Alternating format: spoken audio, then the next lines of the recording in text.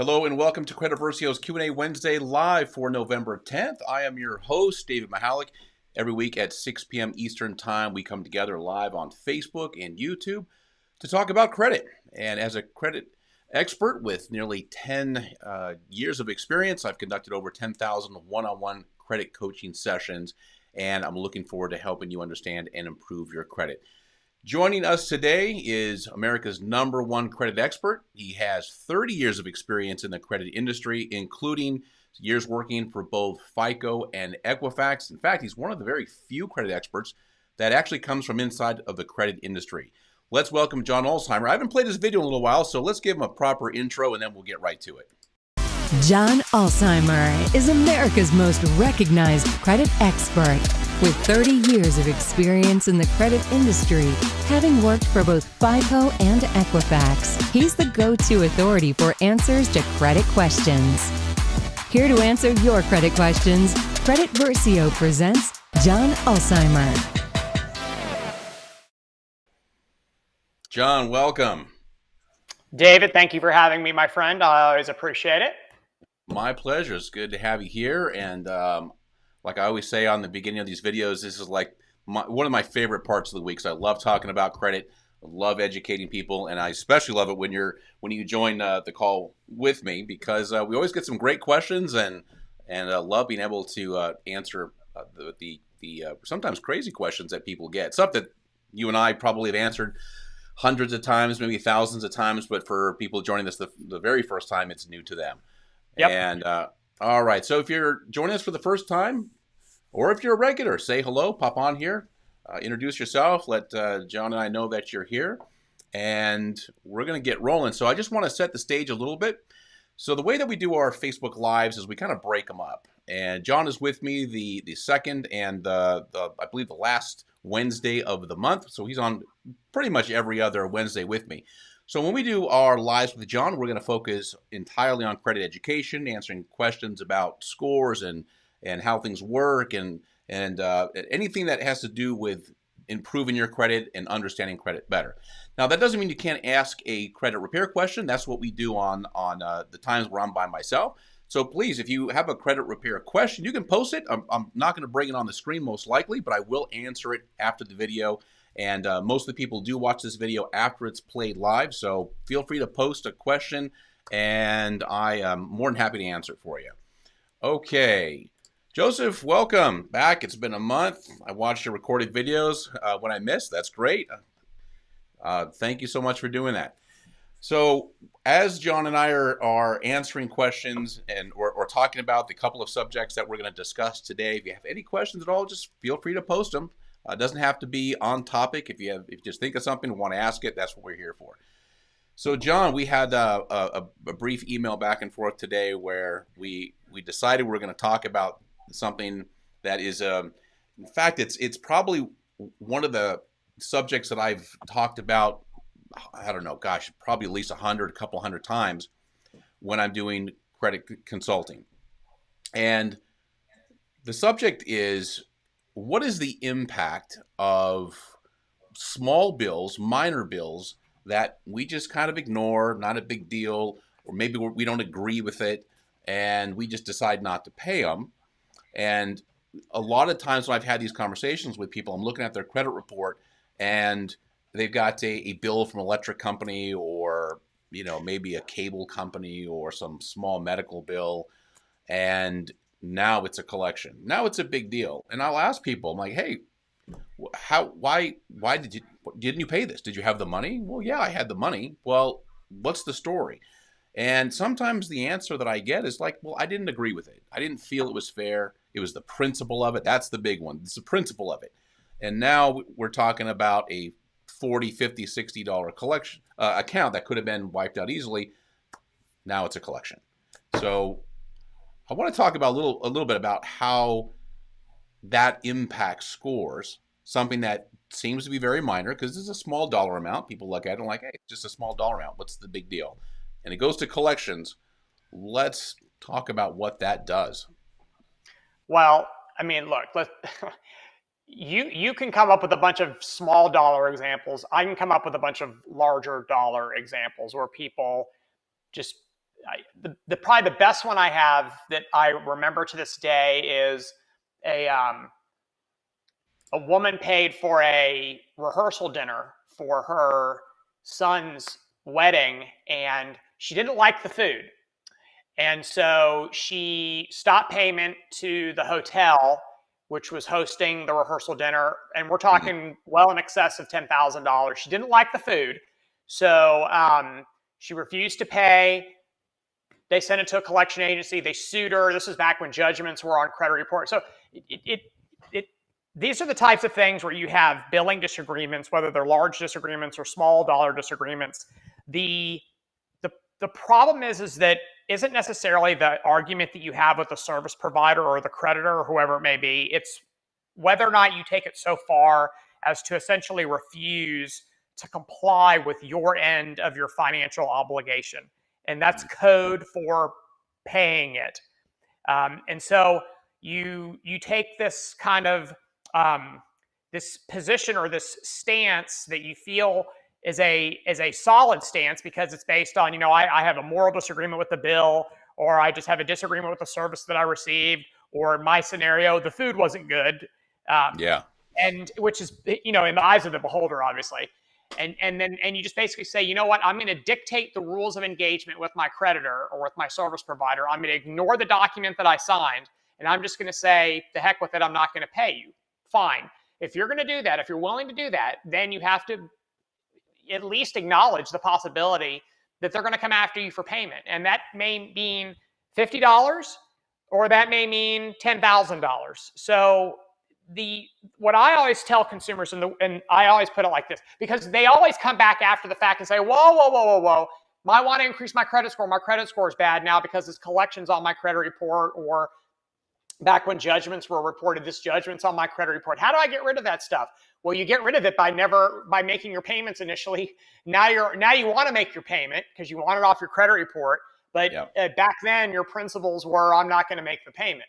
So what I always tell people is think of managing your credit and managing your credit scores as this 50 or 60 year journey. Because that's kind of, if you ever look at the consumer credit life cycle, kind of the arc of how we use credit over our lifetime, it really begins in the early 20s and it really doesn't end until we're in our 60s. Obviously, there's exceptions to that rule, but that's generally kind of the consumer credit life cycle arc.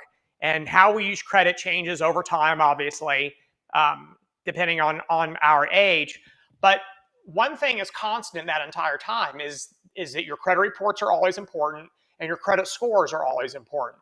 And so I consider that almost to be, to kind of use a military context, that's the war, right? I mean, I'm going to wage this 50 or 60 year war, and I'm going to always have good credit reports, and I'm going to always have good credit scores.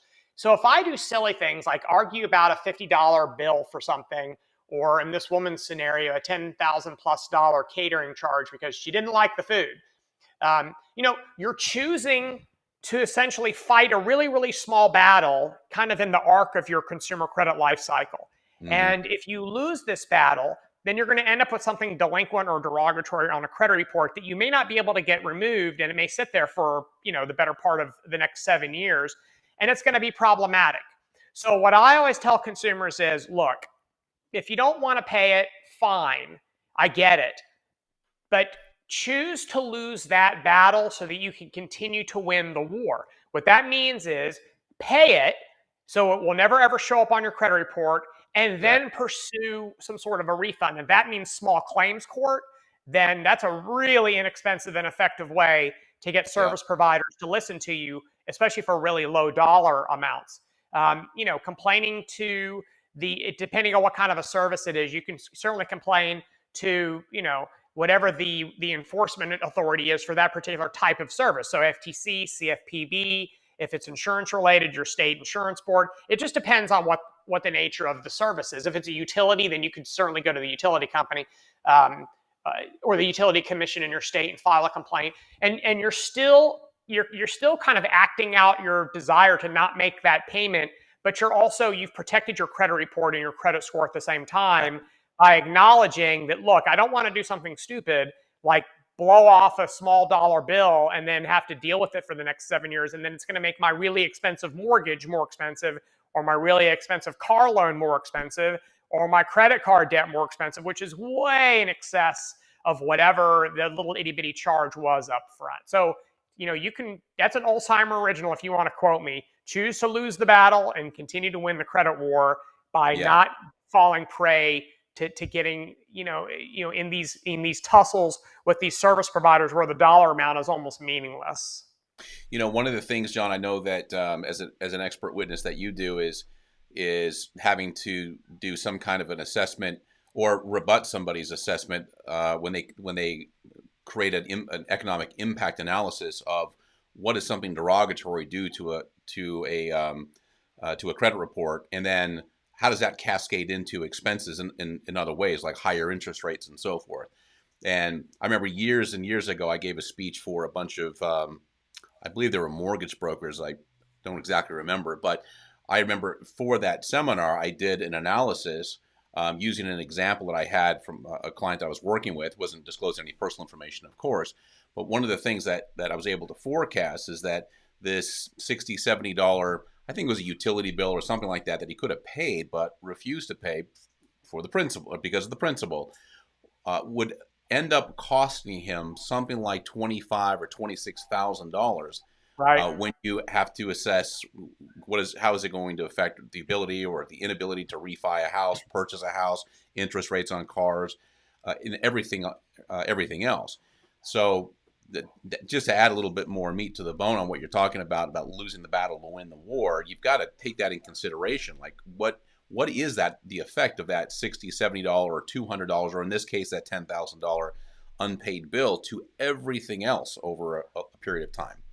Yeah, and another one that happens a lot, David, is in the context of a divorce settlement, like you and your spouse, where you may have joint debts or commingled debts, and you go through a divorce, and as part of the divorce settlement, one party is assigned payment responsibility for some debts, and the other party is assigned payment responsibility for other debts.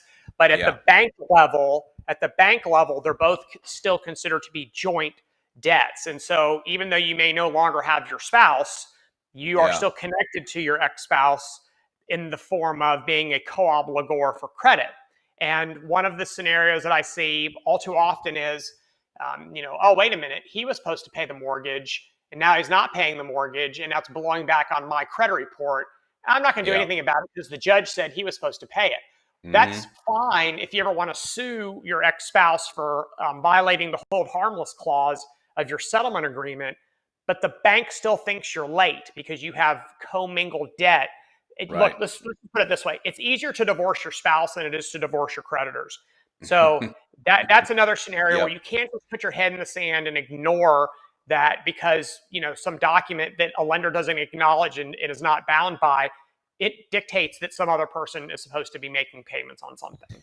Yeah, I've had hundreds, if not 1,000 conversations with people doing a consultation about their credit options and credit repair. And I've heard that so many times, like, well, the spouse kind of screwed this and this, they were supposed to pay this. And the line is, just like you said, almost verbatim, is you can divorce your spouse. You can't divorce your creditors.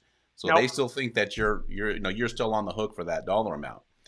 And you know what I tell people now, whenever I write articles about, I'm getting married, what should I do with my credit? I'm getting married, how should I prepare? So whenever I get into a discussion with where I'm writing, maybe that's one I can write for you, is, I'm about to get married. How should I change my credit management knowing I'm about to get married? Yeah, that's a great subject. One of the things that I always tell people is, and this advice would not go over well with my parents because they come from an era where they believe when you're married, it means everything is commingled. You do everything, you know what I mean? It's a very, very different era, back then than, and maybe even from my era, but certainly people that are younger than me are willing to adopt kind of alternative methods of how to manage money even after you're married. And this is what I always tell consumers. Don't commingle debt after you get married. You do not need two people to apply for a credit card. You do not need two people to apply for a car loan. And if you do, then you're buying too much car. The only time it makes sense to jointly apply for something is in a mortgage scenario. And even then, if you don't need two incomes to qualify for a mortgage loan, don't. Just have one person. You could still be on the deed, but Still be on the but you're deed, not right? on the note, which is Yep. really what you so really what you've done is, even though you're now married, is you've essentially maintained credit independence. Both of you have Right. maintained credit independence. And so, well, John, what's the point of doing that? Well, here's the point of doing that. You know, I don't remember where I saw the statistic, and I don't know if this is a reliable or valid statistic, but I've seen it enough that there's probably some amount of truth to it, that 50% of all marriages are going to fail. And Yep. and even if it's True. only 10% of marriage, who cares? It doesn't matter. Some percentage of marriages are going to fail. I think we all know that. And when a marriage fails, if you do not have those joint debts, it makes the divorce cleaner, because you don't have to worry about who's going to pay the car loan and who's going to pay the house note, because there are no joint debts. It's very, very easy to be completely divorced from your spouse, even in the credit context. So to the extent you don't need to jointly apply for credit, and the only time you would ever need to jointly apply for credit is if you need two incomes to qualify, or if the working spouse's credit sucks and the non-working spouse's credit is really good, then you may need to jointly apply, because you need the better credit to kind of help offset the bad credit. So those are the only two scenarios that I can think of where you would ever need to jointly apply for anything, is the need for the income and the need to kind of counterbalance the working spouse's poor credit. Yeah, absolutely. Okay, let's get to some questions. Joseph's got the first question up here. I'm trying to increase my FICO score across all three bureaus to refinance my house. Why is there no credit simulators that can show me what to do to increase my 542 scores? It's not made easy to educate consumers to increase their scores. It's a very good observation, Joseph. And it is an extremely good observation. And I don't use the word astute very often, but I'm going to use it here, astute. So David, I don't know if you can throw that question back up on the screen. I want to explain to the other folks who are watching this what Joseph is referring to in his question. So Joseph, why is there no credit simulator? Why is there no credit simulator that can show me what to do to increase my 542 scores? So people watching this may be wondering, what in the world is that? Do I not know? Do I not know what credit score? What is a 542 score? Or some people may have thought that your score was 542. What Joseph is referring to, maybe unknowingly, is the credit scores that are used in the mortgage industry because of FHFA mandate are FICO 5, FICO 4, and FICO 2, depending on what bureau we're referring to. Right. So I believe at Experian it's V2, at Equifax it's 5, and at TransUnion it's 4. So these are, and so now I'm going to answer your question, Joseph. The reason there are no simulators for those particular scores is because those scores are about 20 years old. They're ancient. In the kind of the world of consumer credit scores, those credit scores are senior citizens.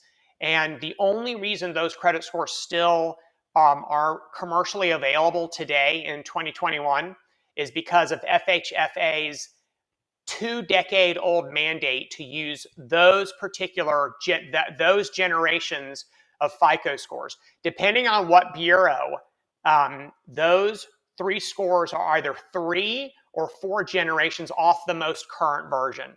3 or 4 generations. Think about that from an iPhone perspective. You know, who walks around with an iPhone 5 any longer? You know what I mean? So it's just, they still work. They're still out there. But I believe, you know, everybody other than the mortgage industry has clearly moved off of those ancient scoring systems, and they're using FICO 8, 9, and Vantage Score 3 and 4. So they're using the more contemporary versions of these scores.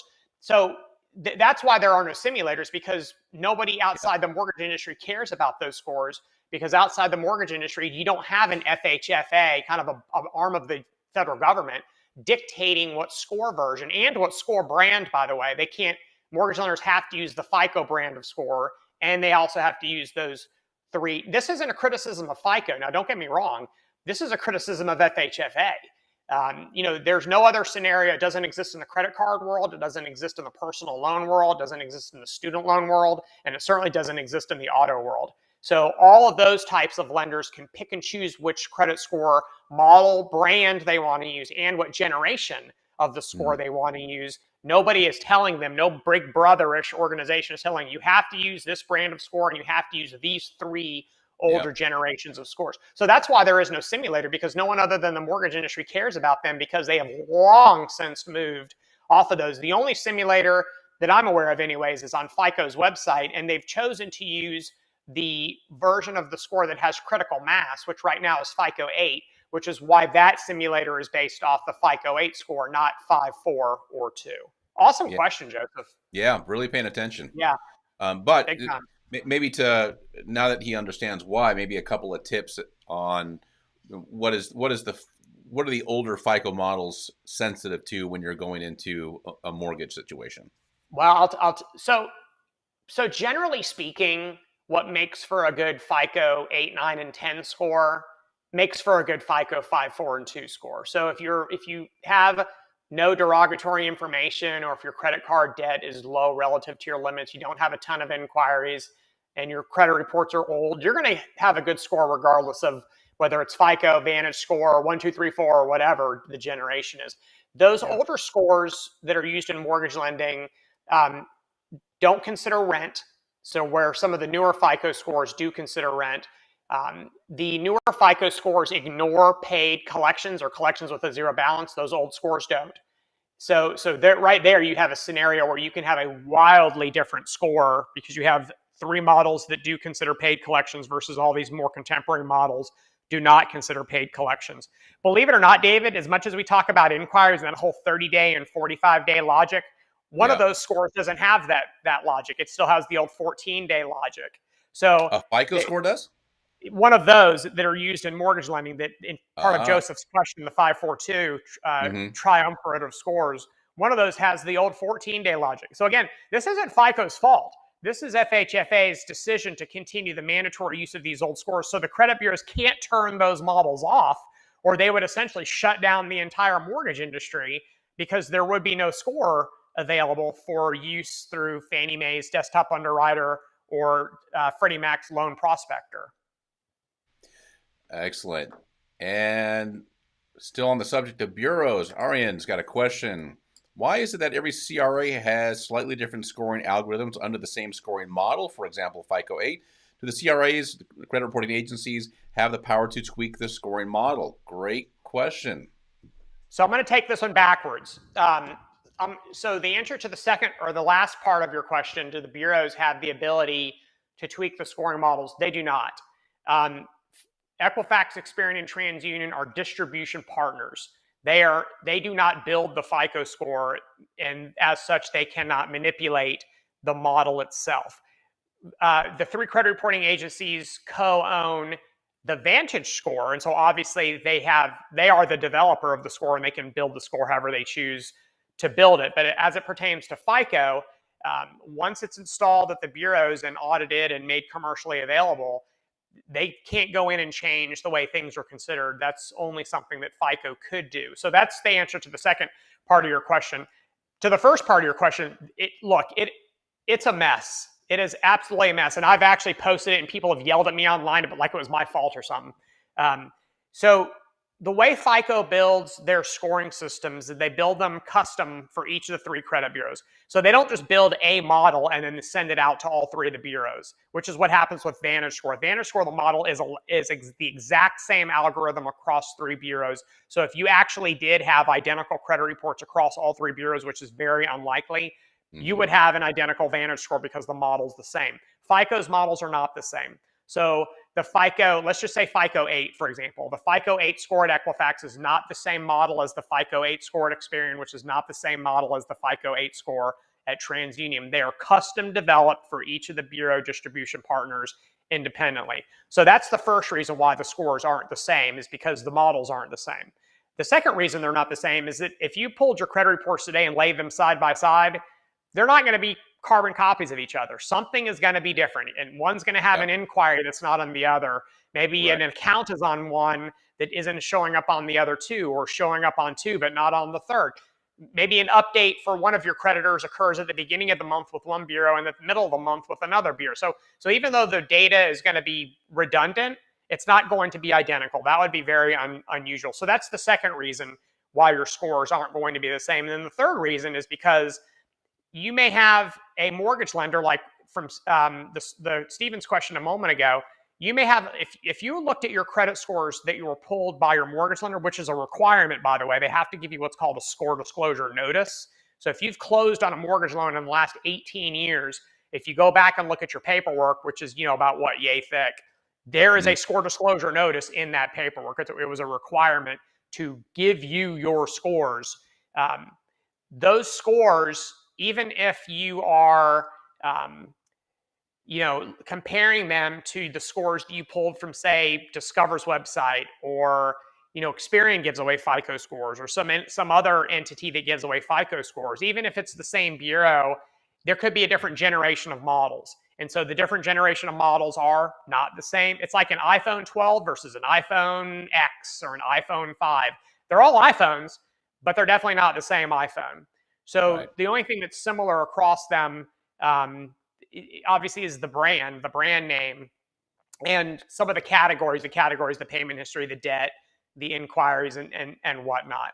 So and I think this was actually a question I think that came up maybe a month or so ago, David, and it was how many FICO scores. And I actually went to the FICO website, and I think I sent you a screen capture. You did. They have and I 40 different. They sell 40 different FICO scores on the MyFICO website. 40. Yeah. So again, this is like going down the cereal aisle at your grocery store, or the beer aisle, or the soft drink aisle. They're all soft drinks, but there's like 70 different options, right? And so there's a similarity among all of them, that they all share kind of a Venn diagram type of deal. But the similarity is really not much more than just the brand name. Once you start getting into the really specifics, the numbers are not going to be the same. And so this is actually one of the things that it always cracks me up when you always hear about, well, consumers should be able to get their credit scores for free. I deserve to know my credit score. It's like they make this argument as if there's this single number that follows them forever, almost like the thermometer on my, the temperature on my thermometer, which is just this constant number that exists forever, and it just kind of goes up and down, stays the same, goes up and down, stays the same.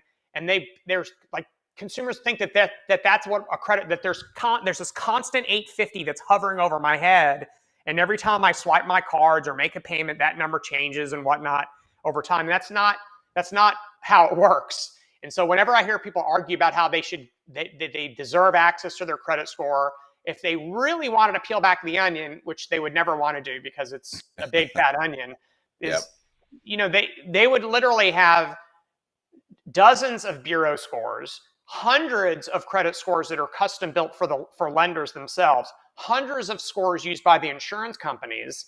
And by the way, all those scores change every time your data changes. So who cares if I told you that your score was a 700 today? You don't know what bureau it came from, what generation of score, whether it's a FICO or a Vantage score, or a bankruptcy score, or a response model, or an insurance score. You have no idea. It's just a number to you. It's just a silly number. And what's more important is the data, right? Because all those numbers are based to some extent on the data. It's a whole lot easier to manage 3 credit reports than it is to try to chase down hundreds and hundreds of credit scores. So it always cracks me up when people argue about how they deserve access to their credit score, which, by the way, you can find any number of your credit scores right now online at no cost if you really wanted to see some number. But it's not going to be the same number that some lender is going to pull in a year when you go try to refinance your house. Right. Exactly. All right. So we got 2 other questions. Chris and Glenn. So those are more credit repair questions, like I had said in the beginning of the video, beginning of the live. I'll answer those outside. I don't usually bring those on the screen. And then Mark's had a very interesting question. Let me bring that up. Will an account with a judgment still fall off after 7 years, or can they renew the judgment so the account will remain on my credit report? So a couple of things. So accounts and judgments are 2 different things, right? A judgment is essentially a court document that indicates that you lost, or won, depending on what side of the V you're on. So since it was either 2017 or 2018, civil judgments are no longer on credit reports. So as we sit here today having our conversation at 6:30 Eastern time, civil judgments are no longer on credit reports and haven't been on credit reports for many years. So it doesn't really matter the age of your judgment or the disposition of your judgment, whether it's satisfied or still outstanding. I guess it does matter, but it doesn't matter to your credit report because the credit bureaus don't pick them up any longer. As far as the account that went into default, that was the reason why you were sued and therefore lost a judgment. No, that account can never, from a credit reporting perspective, the date is etched in stone, and it can only remain on the credit report for 7 years from the date of the first delinquency that led to the default. So it doesn't matter if it was reduced to a judgment, or if you paid it, or if you settled it, or if you disputed it. That date cannot change. It can be corrected if it's incorrect, but that's not really what I would call a change. That's just a correction of something that's erroneous on a credit report. Changing that date, it's called the anchor date or the date of first delinquency. It's the purge from date. It's the date from which the 7-year clock starts ticking. Any malicious changing of that date is what's commonly referred to as re-aging, because it makes derogatory entries look younger, and that is not good because they're not allowed to stay on for greater than 7 years. And if they're made to look younger, then obviously that can be more problematic for your scores. And so that's why re-aging is a problem, or can be a problem, is because it runs afoul of the law, and it could have damaging impact to your score. Now, I will tell you this: the term re-aging gets thrown around and misused so often. I can't tell you how the plaintiff's attorneys, and most of my work is on the defense, so just full disclosure in that respect. I can't tell you how many plaintiff's attorneys that think that if any date at all that changes on a trade line or a collection is re-aging. The date that you made a payment, the date that it was updated, the date that you pulled your credit report, boom, re-aging, it's re-aging, that's false, obviously, and it's not false because of my opinion. It's demonstrably false, meaning that I can demonstrate that it's false. The National Consumer Law Center, the Federal Trade Commission, the Consumer Financial Protection Bureau, 3 organizations that would never ever be mistaken as being industry leaning, all have the same definition of re-aging, which is changing that anchor date on derogatory credit entries, not some other superfluous, meaningless date associated with a credit entry. Yep, exactly. Okay, Mark, that was the last question I got posted up here. So, John, we can move on to kind of a powder keg of a question. In fact, you did a video on this not too long ago. I thought it was fantastic and definitely worth talking about. And that is, we all understand that everybody's looking at our credit reports to some degree, especially when we're applying for credit. But the one area where people sometimes get a little uncomfortable, especially if there's some challenged credit in the history, is employers looking at credit. So maybe you can talk a little bit about what rights do employers have, under what conditions do they check credit, what do they see, and what do they not see? Okay, so that is a powder keg. It's a lightning rod topic. You don't run into many people who are like, I don't really care. You either people are like, that's terrible practice, or you have other people that are like, yeah, man, I want to see what someone's credit report looks like before I hire them, of course. So It depends on who you're asking as to what kind of an answer you're going to get. So let me answer the why question. Why do employers pull credit reports when they do? It's not that they always do, but when it happens, why do they choose to do so? And the answer to the why question has a couple of answers, and one of them is going to sound kind of snarky, but it's really not meant to be snarky. Number one is they can. It's clearly stated in the Fair Credit Reporting Act that one of the permissible purposes is for access into a credit report is for employment screening. So they can. The law lets them. That's one of the why reasons. Now, the rules are a little bit different, right? So if you're going to apply for a job and they're going to pull a credit report, you have to actually give them overt written permission, allowing them to do. And it has to be they have to give you a notice of your rights, and that notice of your rights has to be in a standalone document, meaning that the notice of the rights cannot be included on some other document about your employment, like your healthcare benefits and your salary and dress code and all that crap. It has to be a freestanding document with your notice of your rights with respect to credit reports and employment.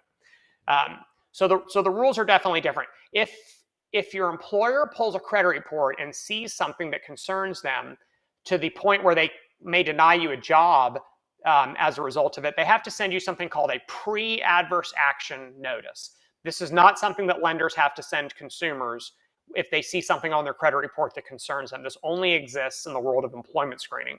A pre-adverse action notice is simply a communication indicating, hey, we pulled your credit report, we saw something on it, we can use that as a basis for a decision to not hire you. So they're letting you know up front that we see this, it's problematic, and you have some rights to get this information corrected if it's in fact incorrect, which is awesome because being denied for a job because of an error on the credit report is very, very different than being denied a credit card. There's a gajillion other credit card issuers that will happily take your business once your credit reports have been corrected. You can't just go out and find another job, right? I mean, it's a bigger deal. And so this pre-adverse action scenario is actually a really good idea for employment. If you end up being denied a job, like ultimately being denied a job because of your credit report, then they have to send you an adverse action notice, not the pre-adverse action notice, the adverse action notice letting you know you didn't get the job, and the reason you didn't get the job is because of something on your credit report. And then, of course, there's a notice of your rights to get copies and all that good stuff. So, this is not something that's only reserved for private industry. The government try to get a job at the TSA with collections. Yeah. Try to get a job with a security clearance with bad credit. It's not going to happen. And you can lose your job if you got a job and you work somewhere where you have security clearance and all of a sudden your credit goes to crap.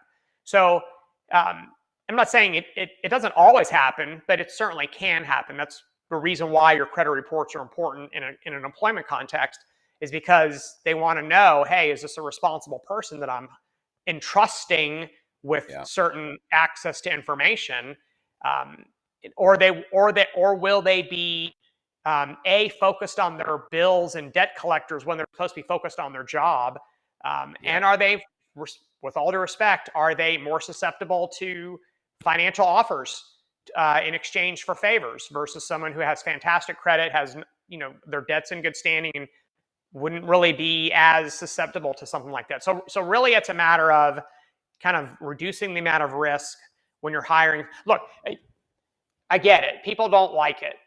I acknowledge that. Think of all the other stuff that you go through when you apply for a job that you never, ever hear people complain about. Piss in a cup. Remember when you had to piss in a cup? Still do, right? To some degree. Yeah, it depends on what kind of job you're trying to get. Piss in a cup, to do your drug test. Fingerprint sometimes.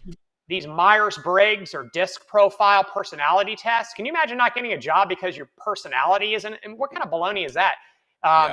They want to verify your employment income. Your employment history. They want to verify your educational background. So really, it's a whole lot more than just them pulling your credit report. And we always think about this from coming out of glass half empty perspective. Well, what about the scenario where David and I are applying for a job? We're equally qualified. My credit sucks. His credit's good. I would think that David is supportive of pulling credit reports for employment screening, where I would be not supportive of it. So really, it's a matter of, again, we always think about the negative scenarios where people are but what about the scenario where they actually did get a job because they have great credit? So those people don't tend to complain very much. So there's always kind of a counterbalance to that issue. So that's the why when it comes to credit. One thing also that's a pretty common myth in that topic is credit scores. So there's no shortage of blogs or whatnot that and reputable, stuff from reputable sources that indicates that you can be denied a job because of your credit score. So that's wrong. That's not true. The credit bureaus do not provide credit scores with the variety of credit reports that they provide for employment screening. They've all gone on the record ad nauseum indicating that. I just think sometimes people use the term credit score interchangeably with credit report as if they're the same thing. Yeah, And no doubt. they're not the same thing. And especially as it pertains to employment screening, they really aren't the same thing. So you can't say, oh, I was denied because of my credit score. You may have been denied because your credit report, but you weren't denied because of your credit score. Yeah, exactly. Well, I can't tell you how many conversations I've had, and also with my team who did consulting for the repair process. How many times we've had hushed conversations, or somebody called us in like a hush situation in a stairwell or something like that, because they have to do some improvements, some repair, get some consultation for their credit because they're about to go through a security clearance for their job. Federal employees, then we pull up their credit report and we'll see CIA, DOJ, OEM, Office of Employment Management. The OEM's a pretty common one too. Yeah, so we'll find out that they had an address in Langley, Virginia, and I had one of my guys. He just, for whatever reason, my buddy Hardy that worked for me always got CIA people, because as soon as you pull it up, Langley, Virginia is like, you CIA? It's like, yeah, I'm in the hallway right now. I don't want anybody to hear me having this conversation. But yeah, it's a real thing doing that check. Okay, let's see.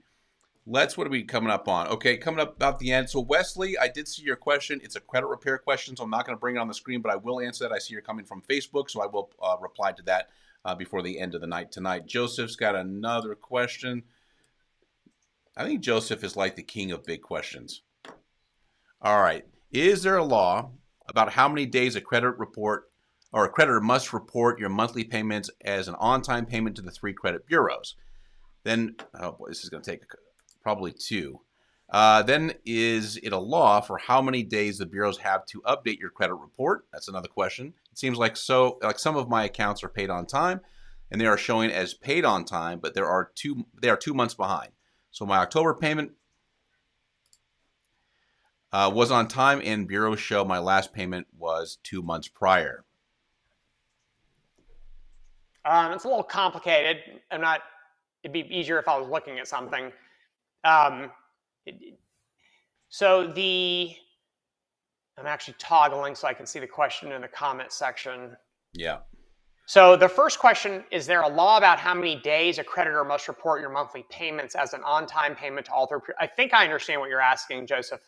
So first off, there is no legal requirement to credit report, period. So no, they don't have to report. There's student loan servicers are contractually obligated by the Department of Education to report, but that's a contractual agreement. There's nothing in the Fair Credit Reporting Act that obligates anybody to report anything to a credit bureau. So, not to cut you off, John, but Joseph, if this part actually answers your next question that you asked below, which is about adding your mortgage payment. So I just want to let you know that John's answering both of these questions at the same time.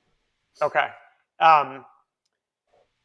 However, if someone does choose to report, they have to comply with what's called the Metro 2 reporting standards.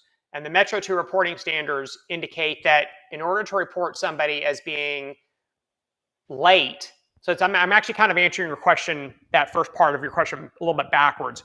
In order to report someone as being late, they have to be at least 30 days past the due date. So if the due date on your account is the 15th and you pay on the 20th, and you're not already 30 days delinquent, meaning that you're on time and then you're late by a few days, they can't report you as being delinquent at that time. So there's no systemic way of reporting somebody 1 to 29 days past due. It doesn't exist. So technically, someone who is past due but less than 30 days past due, on a credit report, they're reported as being current or on time.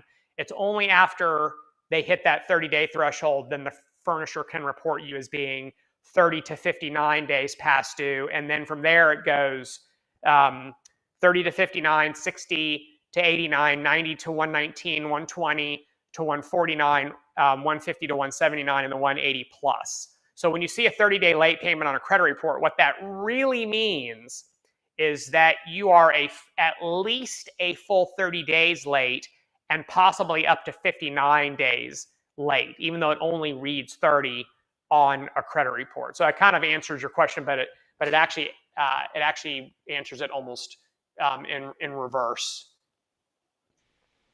Now, once you're 30 days late, it's Katie bar the door. So once you're 30 days late, if you're late the next month by 1 day and you're already late leading into that month, they can report you late immediately. They don't have to wait another 30. The only initial threshold is that first 30 day period.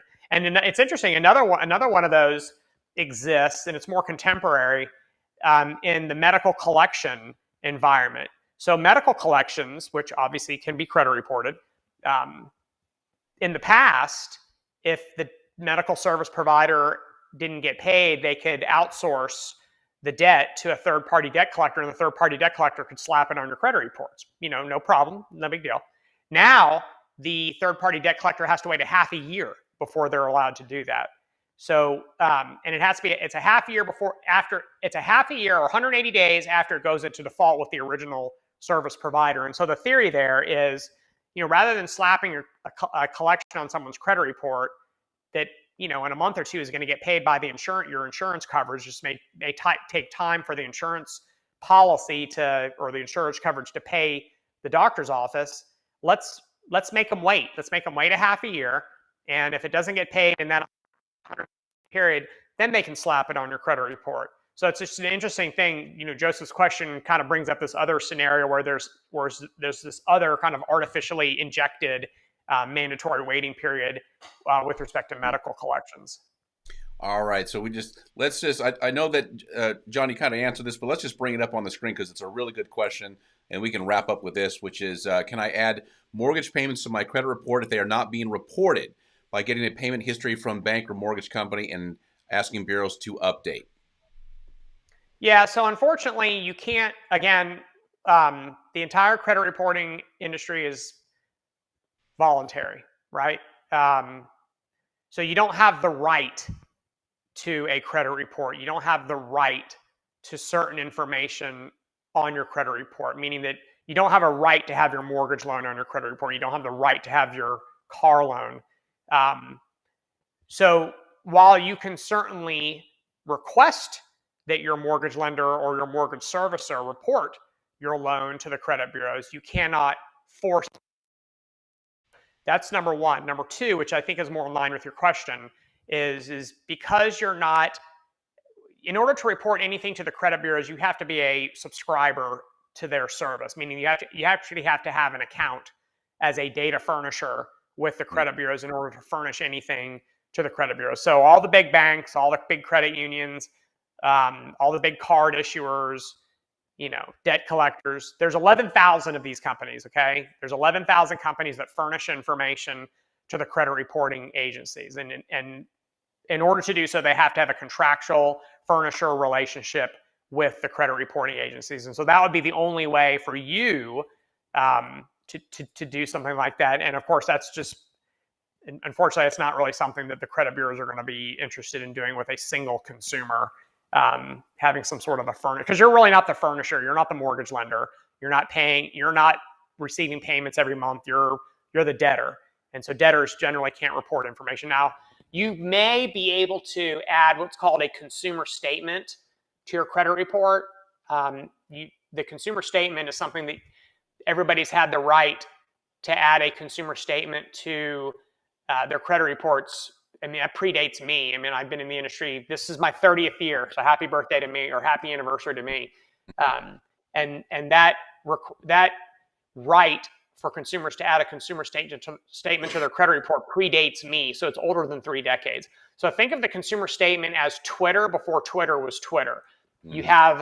You have 100 words, and I think in Maine you have 200 words, but if you don't live in Maine, you only have 100 words. So it's like Twitter. You got to get your point across in a really small amount of space. And you could actually add a consumer statement to your credit report. So you may be able to just simply write a letter to the credit bureaus and ask them to add a consumer statement to your credit report, and you're going to have to write it out. I have a mortgage loan with XYZ mortgage lender. It was opened on this date. I make all my payments on time, or whatever you want to say. And they may add that as a consumer statement. Now, it's not going to count in your score, and lenders may not care about it, but at the very least, you may have been able to get something added to your credit report through the consumer statement avenue. All right. Joseph says, thank you for answering the long questions. Joseph, you are very welcome. Okay, that is bringing us to the end of our time. I saw there's a couple of questions. Will Kennedy, I do see your questions on there. I will answer them after we end this. And for everybody who's watching the replay of this, if you're not watching live, feel free to post your questions. I will swing back through here and answer them. So just because you're not watching live, you're not getting the full effect. Okay, thank you so much, everybody, for joining John and I today. Appreciate it. And again, every Wednesday, 6 p.m. Eastern time, we do a Q&A live where we answer your questions. So if you are coming in late today, please join us next Wednesday at 6 p.m. Eastern time. We're going to do this all over again. John, thank you so much for joining me today, and we will see you next time. Thank you, everybody. Thank you.